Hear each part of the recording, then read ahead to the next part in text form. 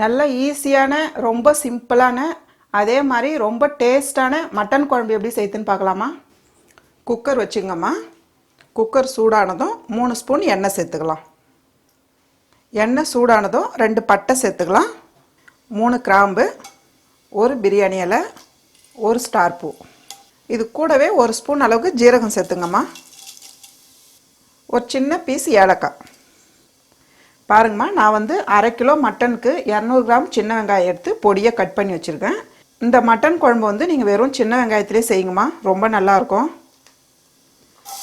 இப்போ சின்ன வெங்காயம் சேர்த்துக்கலாம். 1 ஸ்பூன் இஞ்சி பூண்டு பேஸ்ட்டு சேர்த்துக்கலாமா. கூடவே கருவேப்பிலை சேர்த்துக்கலாம். பாருங்கள், வெங்காயம் சேர்த்து ஓரளவுக்கு நல்லா வதங்கிடுச்சு பாருங்கள். இப்போ வந்து நம்ம மட்டன் சேர்த்துக்கலாம். பாருங்கம்மா, நான் வந்து 1/2 கிலோ மட்டன் எடுத்துருக்கேன். மட்டன் வந்து எல்லாமே கலந்து வாங்கிக்கோங்க. நல்லா எலும்பு இதெல்லாம் கலந்து வாங்கினீங்கன்னா குழம்பு வந்து நல்லா டேஸ்ட்டாக இருக்கும். நம்ம வந்து மட்டன் வறுக்கிறதுனா வெறும் கறியாகவே வாங்கலாம். குழம்பு வைக்கணும்னா எலும்பெல்லாம் கலந்து வாங்கினோமா குழம்பு ரொம்ப டேஸ்ட்டாக இருக்கும். 1 நிமிஷம் அப்படியே வதங்கட்டோமா. பாருங்கள், மட்டன் சேர்த்து நல்லா வதங்கிடுச்சு பாருங்கள். எப்பயுமே நம்ம வந்து மட்டன் சேர்த்துட்டு ஒரு 2 நிமிஷம் நல்லா வதக்கி விடணுமா. இப்போ நம்ம தக்காளி சேர்த்துக்கலாம். வெங்காயம் அதிகமாக சேர்த்துக்கலாம், தக்காளி வந்து கொஞ்சம் கம்மியாக சேர்த்துக்கணும்.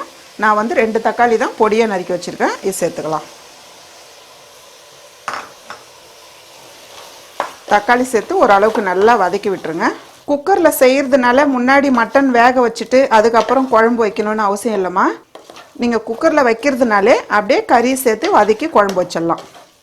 பாருங்கள், தக்காளி சேர்த்து ஓரளவுக்கு வதங்கினா போதும். இப்போ மசாலா சேர்த்துக்கலாம். பாருங்கள், 1 ஸ்பூன் மிளகாய்த்தூள் எடுத்துருக்கேன். மல்லித்தூள் 1/2 ஸ்பூன் சேர்க்குறோமா. உங்களுக்கு காரம் ரொம்ப கம்மியாக சாப்பிட்றவங்க மல்லித்தூள் 2 ஸ்பூன் சேர்த்துக்குங்க.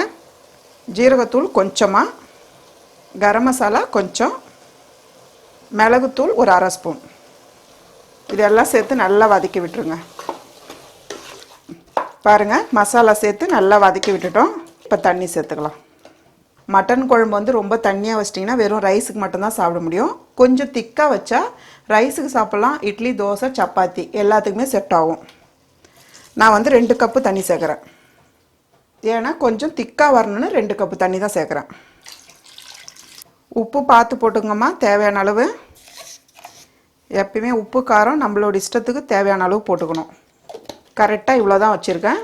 நமக்கு 4லேருந்து ஒரு 5 விசில் விட்டோமா கரெக்டான பதத்தில் வந்துடும். இது கூடவே கொத்தமல்லி சேர்த்துடலாம். பாருங்கம்மா, கொத்தமல்லி சேர்த்துட்டு